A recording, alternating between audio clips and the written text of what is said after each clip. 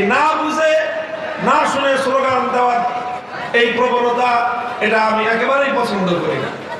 Slogan দিতে হবে, শুধু স্লোগান কেন, লড়তে হবে, মারতে হবে এবং মরতে হবে, শাহাদাতের রক্ত দিতে হবে, জীবন দিতে হবে, বিপ্লবের পথে আল্লাহর জমিনকে রক্তে রঞ্জিত করে শাহাদাতের শিরিনে কালেমার পথে চলতে হবে।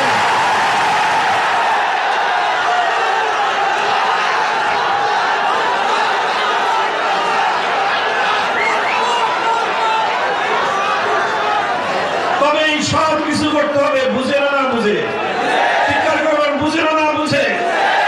আমাদের অত্যন্ত গুরুত্বপূর্ণ মৌলিক প্রশ্ন আজ, আমার কথা বুঝেন, নবীন ওলামায়ে কেরাম ভালো করে বুঝবেন।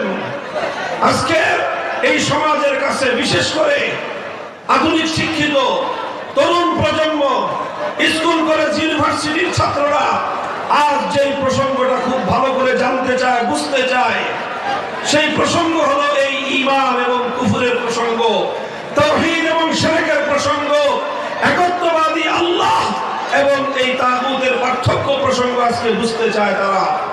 আর এই আবেগ, এই চেতনা তাদের মধ্যে সৃষ্টি হয়েছে বলে বাংলাদেশে 5ই আগস্টের বিপ্লব হয়েছে। 5ই আগস্টের বিপ্লব শুধু আলেম ওলামারা করে নাই, 5ই আগস্টের বিপ্লব শুধু কওমি মাদ্রাসার ছাত্ররা করে নাই, বরং 5ই আগস্টের বিপ্লব এদেশের কওমি আলিয়া স্কুল কলেজ ইউনিভার্সিটির সকল প্রজন্মের ছাত্র জনতা, ইয়াং জেনারেশন, তরুণ প্রজন্ম ঐক্যবদ্ধ হয়ে যে বিপ্লব করেছে, সেই বিপ্লবের অন্যতম চেতনা ছিল আল্লাহর জমিন থেকে সমস্ত তাগুতি শক্তির শেকড় সহ উপড়ে ফেলা।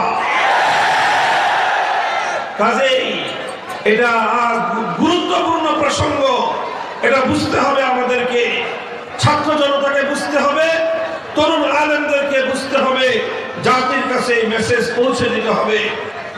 আমি বলছি তাগুতের পরিচয়, ডেফিনিশন, সংজ্ঞা বলছি তাগুত কাকে বলা হয়। খুব সহজ ভাষায় বলতে গেলে আমি বলছিলাম গায়রুল্লাহ বুঝেন? বলেন সকলে জবাব দেন, গায়রুল্লাহ বুঝেন? গায়রুল্লাহ মানে কি? আল্লাহ ছাড়া। গায়রুল্লাহ মানে এই পৃথিবীতে আল্লাহ ছাড়া যা আছে সবই আল্লাহ ছাড়া, কায়নাতের মধ্যে যা আছে সব কি গায়রুল্লাহ। তো কোন গায়রুল্লাহকে যদি আল্লাহর আসনে বসানো হয়, সেই গায়রুল্লাহকে বলা হয় তাগুত। যেই গায়রুল্লাহকে আল্লাহর আসনে বসানো হবে, সেই গায়রুল্লাহ কি? তাগুত। যে গায়রুল্লাহ নিজে অথবা অন্য কেউ তাকে আল্লাহর আসনে বসানোর পর সে তার প্রতি সম্মত থাকবে, সেই গায়রুল্লাহকে তাগুত বলা হবে। আরো সহজ ভাষায় যদি বলি, আমার আল্লাহ পাক রব্বুল আলামিনের কিছু বৈশিষ্ট্য আছে যেটা আল্লাহর জন্য নির্ধারিত, যে বৈশিষ্ট্য আল্লাহ ছাড়া অন্য কারো জন্য বৈধ নয়, এমন কিছু বৈশিষ্ট্য আল্লাহর রয়েছে। আল্লাহর সেই বৈশিষ্ট্যগুলো যদি কোন গায়রুল্লাহর জন্য সাব্যস্ত করা হয়, তখনই সেই গায়রুল্লাহ তাগুতে পরিণত হয়। যেরকম সহজ দৃষ্টান্ত দিলে আপনারা বুঝবেন, ইবাদতের একমাত্র মালিক কে?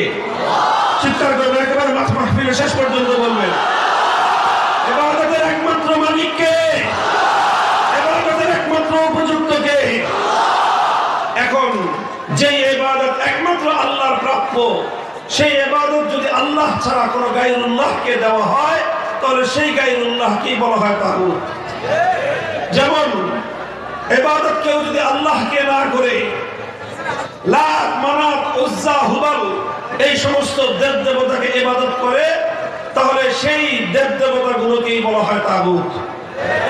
এটা ছিল সেই যুগের তাগুত।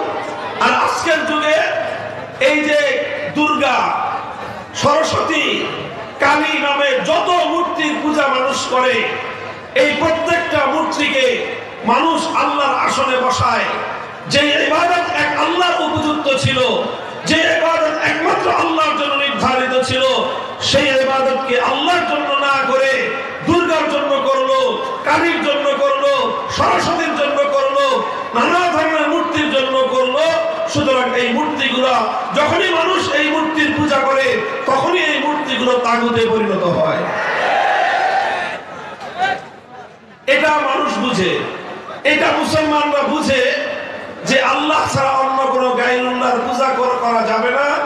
কেন? তাহলে একত্ববাদ থাকবে না। ইবাদতের উপযুক্ত একমাত্র কে? আল্লাহ। ইবাদত যেরকম একমাত্র আল্লাহ, আল্লাহই একমাত্র যেরকম ইবাদতের উপযুক্ত, আল্লাহই এই মহাবিশ্বের মধ্যে একমাত্র ইবাদত প্রাপ্য, ঠিক তদ্রূপ ইবাদতের মতো আল্লাহ পাকেরও আল্লাহর আরেকটা অনন্য বৈশিষ্ট্য রয়েছে যেটা আল্লাহর জন্য নির্ধারিত।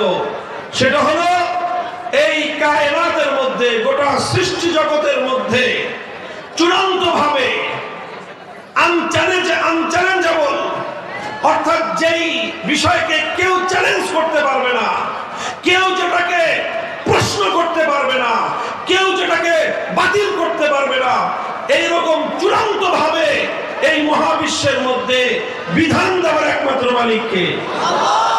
আল্লাহর কোন বিধানকে দুনিয়ার কোন কর্তৃপক্ষ চ্যালেঞ্জ করার অধিকার রাখে না। আল্লাহর কোন বিধানকে দুনিয়ার কোন ব্যক্তি বা কোন কর্তৃপক্ষ বাতিল করার অধিকার রাখে না। আল্লাহর কোন বিধানের ব্যাপারে দুনিয়ার কোন কর্তৃপক্ষ, দুনিয়ার কোন ব্যক্তি প্রশ্ন করবার অধিকার রাখে না। এই প্রশ্নহীন চূড়ান্ত বিধান দেওয়ার একমাত্র মালিককে, ইবাদতের একমাত্র মালিককে, বিধান দেওয়ার চূড়ান্ত ক্ষমতার মালিক একমাত্র কে? ইবাদতের মধ্যে যদি কেউ আল্লাহ ছাড়া কোনো গায়রুল্লাহর ইবাদত করে তাহলে এটাকে বলা হয় শিরক ফিল ইবাদাহ, অর্থাৎ ইবাদতের মধ্যে শিরক করলো কেউ। ঠিক তদ্রূপ যে আইন তৈরি করবার একচ্ছত্র চূড়ান্ত ক্ষমতা আল্লাহর জন্য নির্ধারিত, সেই আইন তৈরি করার ক্ষমতা যদি কেউ আল্লাহ ছাড়া অন্য কোন গায়রুল্লাহকে প্রদান করে, অন্য কোন ব্যক্তি অথবা কোন গোষ্ঠীকে যদি কেউ প্রদান করে, অন্য কোন গোষ্ঠী যদি আল্লাহর কোন আইনকে চ্যালেঞ্জ করে কোন আইন তৈরি করে, তাহলে সেই ব্যক্তি এবং সেই গোষ্ঠীও তাগুতে পরিণত হয়।